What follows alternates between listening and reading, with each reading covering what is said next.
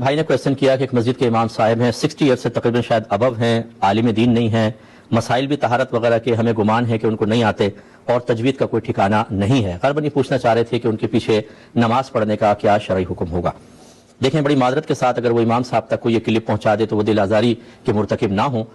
جس طریقے سے شریعت نے انبیاء علیہ السلام کے لیے شرائط رکھی ہیں، اسی طرح ایک لیڈر کے لیے شرائط ہیں، ایک حاکم کے لیے شرائط ہیں، اسی طرح شریعت نے ایک امام کے لیے بھی شرائط رکھی ہیں کہ امام جو ہیں وہ صاحب علم ہونا چاہیے، صاحب تقوی، کم از کم ان کو نماز کے پورے مسائل اچھی طریقے سے آتے ہوں، اور چونکہ وہ امامت کر رہے ہیں تجوید بھی ان کی بالکل ٹھیک ہونی چاہیے، اور اس میں عمر کا کوئی دخل نہیں ہوتا کہ اگر ایک 25 سال کا نوجوان تمام صفات کا حامل ہے اور ایک طرف 60 سال کے ایک بزرگ ہیں لیکن کوئی صفت ان کے اندر موجود نہیں، تو یہ طریقہ کار نہیں ہوتا کہ ہم کہیں کہ چونکہ یہ بزرگ ہیں یہ نماز پڑھائیں گے 25 سالہ نوجوان کو ہٹا دیں۔ ہماری شریعت اس کا اعتبار نہیں کرتی ہے۔ اگر 25 سالہ نوجوان صاحب علم ہے، صاحب تقوی ہے، تجوید ٹھیک ہے، تو یہ 60 یا 100 سال کے بزرگ کے اوپر بھاری ہے، ان کو امام بننا چاہیے۔ تو لہٰذا اگر ایسے کوئی صاحب ہیں کہ جو نہ صحیح طریقے سے نماز پڑھتے ہیں بلکہ پڑھاتے ہیں، نہ مسائل کا ٹھکانہ ہے، بلکہ لوگ تشویش کا شکار ہوتے ہیں، اور بعض اوقات یہ چیز قلت جماعت کا سبب بنتی ہے کہ لوگ کہتے ہیں ان کے پیچھے ہم نہیں پڑھیں گے، دوسری مسجد میں جائیں گے، تو کمیٹی پر واجب ہے کہ اس کا کوئی انتظام کرے۔ اس میں کمیٹی بھی گناہ گار ہوگی۔ بعض اوقات میں نے دیکھا ہے کمیٹی مروتوں میں ماری جاتی ہیں، نہیں جی یہ بزرگ 25 سال سے نماز پڑھا رہے ہیں یہاں پہ، اب کیسے ان کو ہٹائیں؟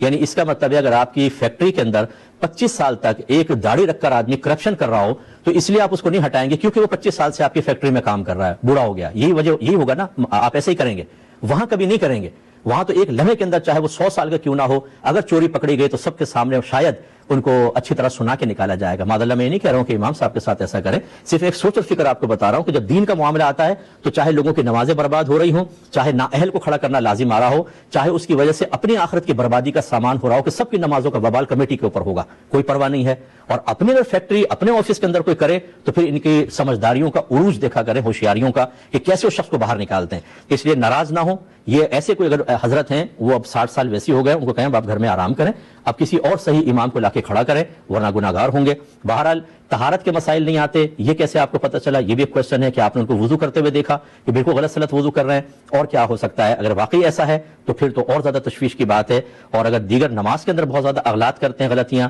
تو بہرحال کمیٹی کو اس پہ قدم اٹھانا چاہیے۔ لیکن آپ ایسا نہیں کریں گے کہ وہاں ہنگامہ کر دیں، میرے اس کلپ کو سب جگہ عام کر کے اور ان امام کے خلاف ایک محاذ کھڑا کریں۔ ہر ایک کی عزت نفس ہوتی ہے۔ طریقہ کار یہ ہوگا کہ آپ کمیٹی کو لے کر ایک روم میں ٹیبل ٹاک کریں، بیٹھیں، اچھے معتبر لوگوں کو جمع کریں اور دائرہ ادب میں رہ کر بڑے پیار اور محبت کے ماحول میں گزارش کریں کہ یہ ہماری نمازوں کا مسئلہ ہے، آپ امام کو تبدیل کر لیں تو بہتر ہے۔ وہ بھی اگر واقعی ویلڈ ریزن جو آپ نے جو بیان کیا مطلب اس کو سن کر جواب دے دیا، اگر واقعی وہ ایسے ہیں تو، اگر نہیں ہے تو پھر آپ ظلم کریں گے۔ اس لیے پہلے اچھی طرح تحقیق کریں اور اس کے بعد پھر بیٹھ کر آپ کو مسئلے کا حل نکال سکتے ہیں۔